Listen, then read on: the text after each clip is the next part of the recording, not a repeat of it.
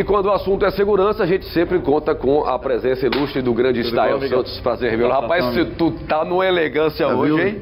Quando eu crescer, eu quero ser assim, viu?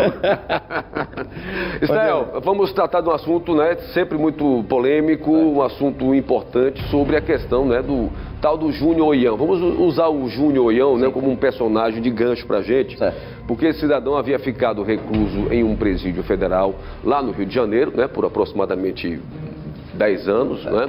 E aí nos chama a atenção de presos que são, digamos, faccionados, né, e que não conseguem, né, por mais até que eles possam tentar, sair do crime, né? Olha aí o Oião aí, ó, o Júnior Oião, né, como ele é conhecido. Exato. Bom dia, Tiago. Muito bom dia a todos. Tiago, este indivíduo, morto em uma emboscada na última segunda-feira, dia 21, segundo a polícia, era um indivíduo perigoso, ele tinha uma extensa ficha criminal, era um indivíduo, como dito por você, faccionado.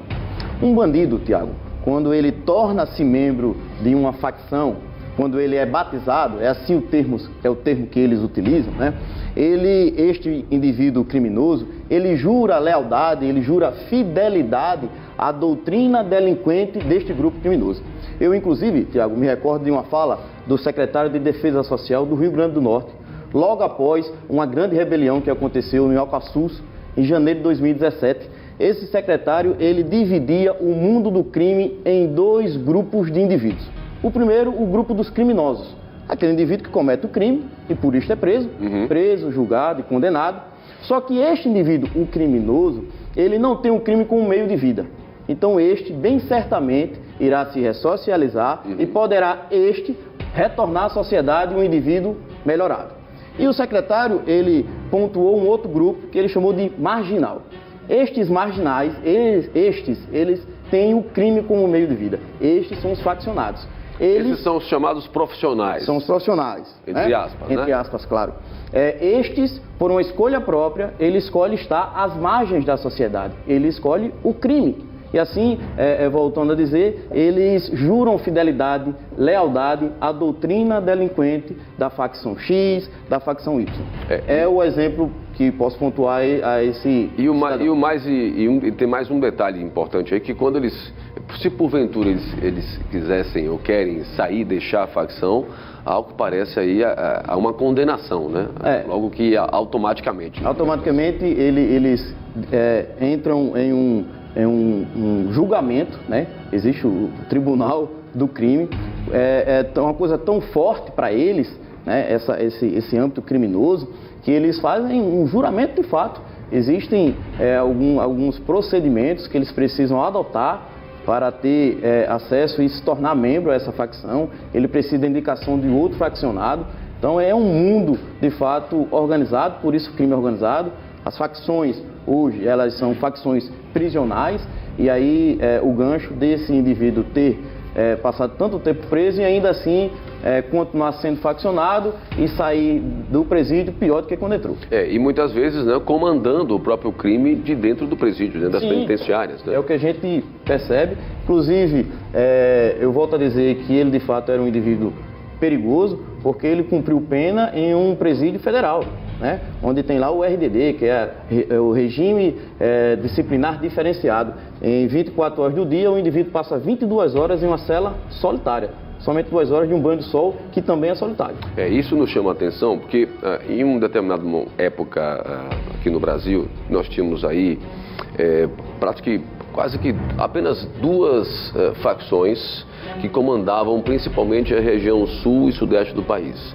Essas facções acabavam migrando para a região norte e nordeste, e aí agora o que se tem de informação é que, além dessas duas, né, nós temos outras facções também aí poderosíssimas, organizadíssimas, principalmente na região norte, né?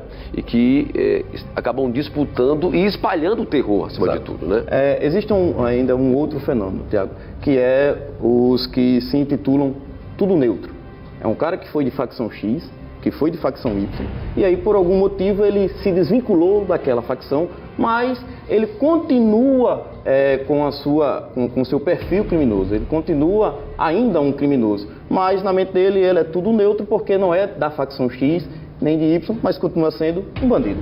Bom, pela sua experiência, Estel, é possível a gente vislumbrar uma solução para as facções no país? Olha, veja bem, como eu já adiantei, a facção hoje é uma facção prisional e o problema que temos é a superlotação no sistema penitenciário. Isso é um exemplo nacional, um problema nacional, né? Eu estava, inclusive, lendo esses dias e no final da década de 80, início da década de 90, tínhamos 90 mil presos, isso no Brasil. Hoje, depois de um dado do CNJ, temos no mínimo 800 mil presos. Então, assim, para 400 e um pouco mais de 400 mil vagas. E o então sistema temos prisional, o sistema prisional não acompanhou essa evolução, com falta de investimentos, né, com a infraestrutura aí realmente complicada, né? Ou seja, o sistema prisional no país ainda muito incipiente, muito capenga, o que possibilita exatamente a criação dessas facções, né? E aí temos indivíduos a mais em um ambiente pequeno que é difícil gerir. Então, se a gente tem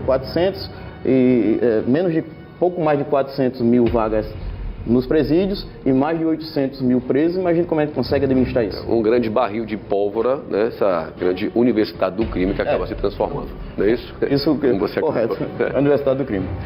Grande amigo Estael Santos, satisfação revê-lo, bem-vindo mais uma vez. E como a gente termina aqui o nosso quadro, como é que é? Como é que se... Permissão, meu comandante. Permissão permitida, meu querido amigo. E rapaz, está dando o que falar, viu? Um grande abraço, viu? Aí, paga o café hoje, que eu tô naquela dependência, viu? Exatamente, tá bom?